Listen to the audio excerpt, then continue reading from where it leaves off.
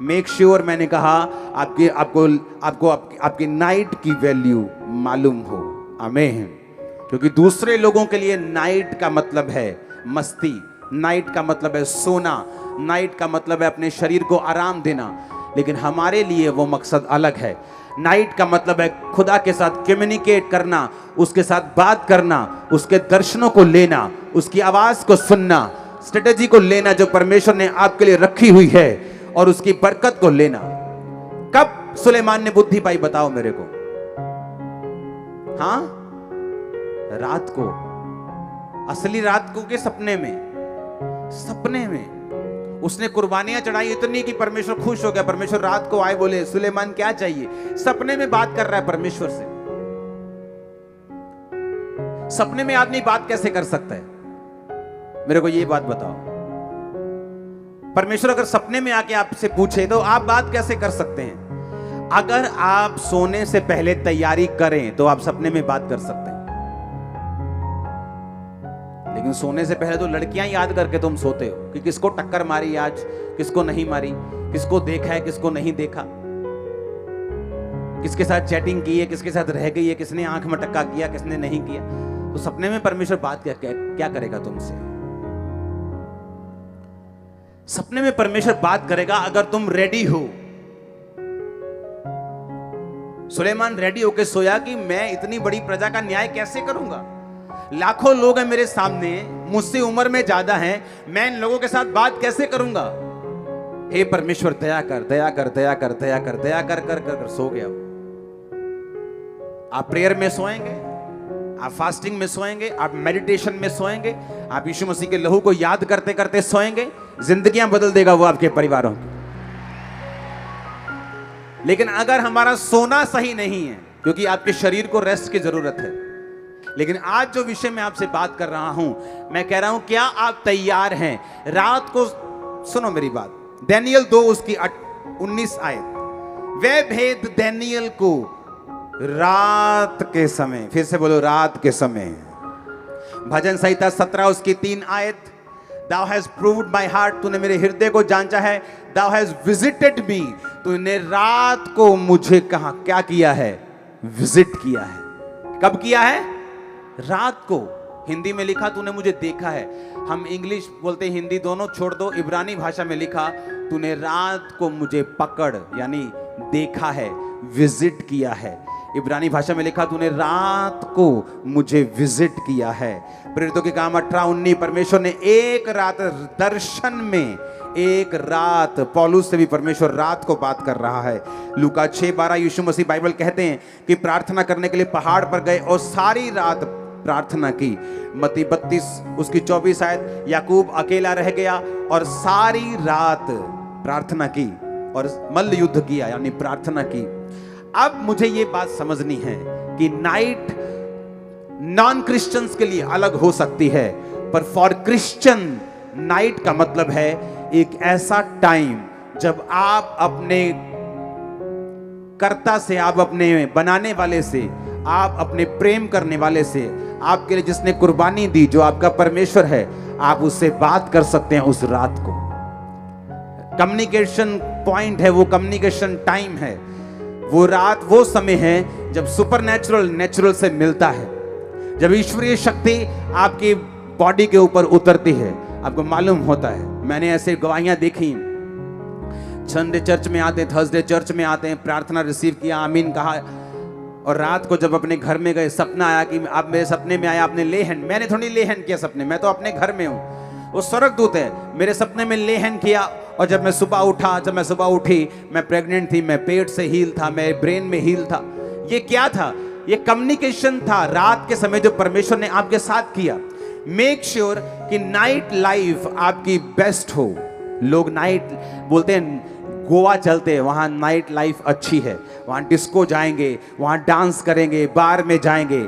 आपकी night life कैसी है? नाइट में आपको प्रेयर करनी है।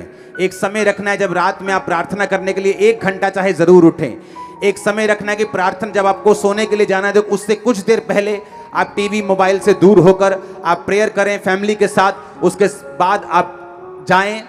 मैं आपको बता रहा हूं, चंद दिनों में ही आपकी लाइफ चेंज होना, मोड़ लेना, छुटकारे में एंटर करना शुरू कर देगी। हालेलुया। एक बार ऊंची आवाज में हालेलुया। बाहर जाना चाहिए कैमरा गेट के, ऊंची आवाज में हालेलुया। आमीन आमीन। मेक श्योर आप रात को सोने से पहले आपकी गतिविधियां क्या हैं, आप क्या करते हैं सोने से पहले। आप गप्पे मार के सोते हैं। मैंने ऐसे क्रिश्चियन लोग देखे हैं 40 साल से क्रिश्चियन, लेकिन रात को उनका टीवी बंद नहीं होता। 6 घंटे 5 घंटे लगातार वो टीवी देखते हैं। ऐसा नहीं कि 1 2 3 4 साल में कुछ हो जाएगा, लेकिन जब एक टाइम आता जब आपकी बॉडी इतनी कमजोर होती। कई बार लोग क्या करते हैं, खाना अच्छा नहीं खाते, डाइट अच्छी नहीं लेते, बोलते नहीं नहीं नहीं सब ठीक है, मैं कौन सा बीमार हूं। धीरे धीरे बॉडी जब कमजोर होती, जस्ट कोविड आया चढ़ गए, जस्ट मलेरिया आया ओ एकदम से फलाने चीज डाउन हो गई, जस्ट कुछ अटैक हुआ खत्म।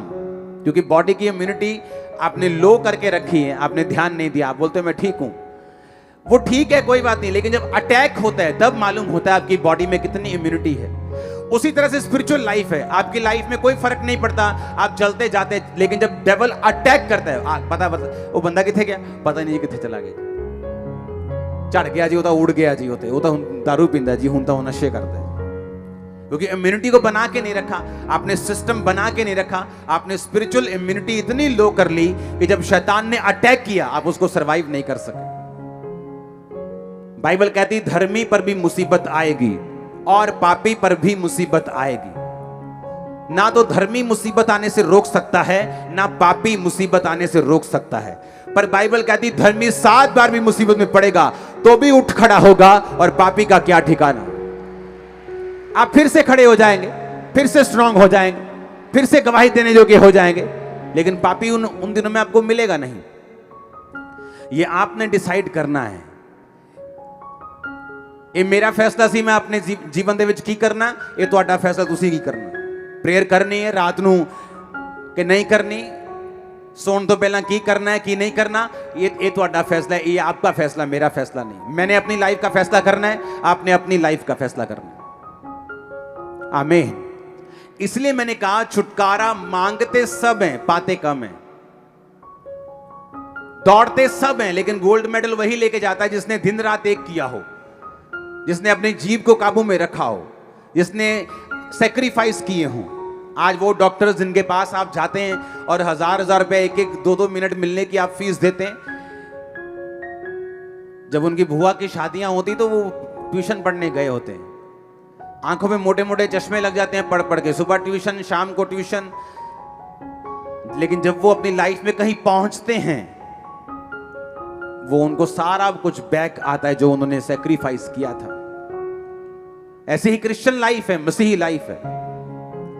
आप अपनी लाइफ में आपने स्पिरिचुअल कुर्बानियां दी हैं, आपने बोया है, आपने प्रेयर्स की हैं, आपने फास्टिंग की हैं, आपने अपनी नाइट लाइफ को काबू में किया है।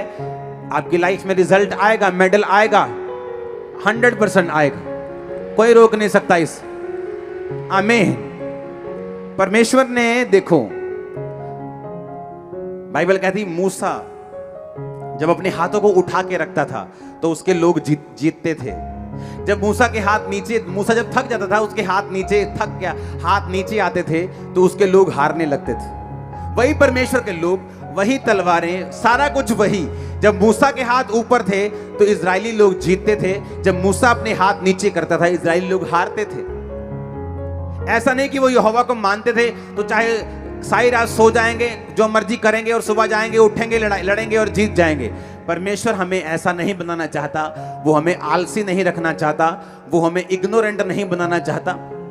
तो उन्होंने क्या फैसला किया, उन्होंने कहा ठीक है हम ऐसा करते हैं, तू इधर खड़े हो जाओ, एक एक पत्थर लेके आओ, मूसा के हाथ के नीचे पत्थर रखो, एक पत्थर इधर रखो, एक पत्थर इधर रखो, और हम हाथ को पकड़ेंगे और ऐसे उठा के रखेंगे। बाइबल कहती मूसा के हाथ उन्होंने उठा के रखे और इजरायली कौम जीत के वापिस आई। इसका मतलब क्या? इसका मतलब यह है कि मुझे मालूम है जीतना कैसे है।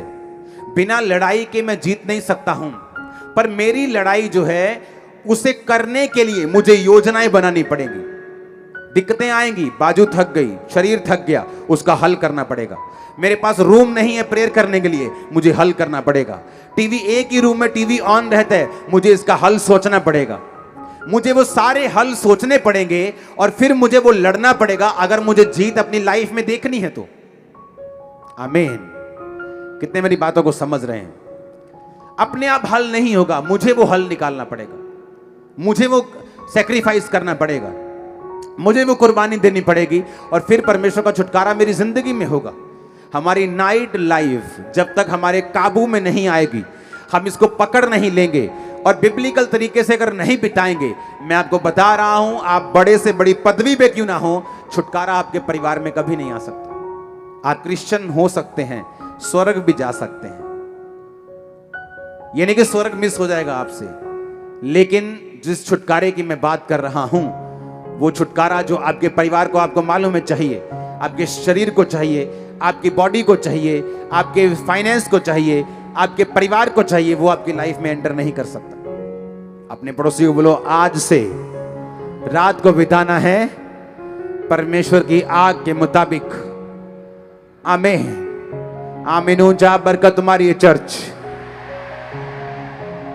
Hallelujah, hallelujah.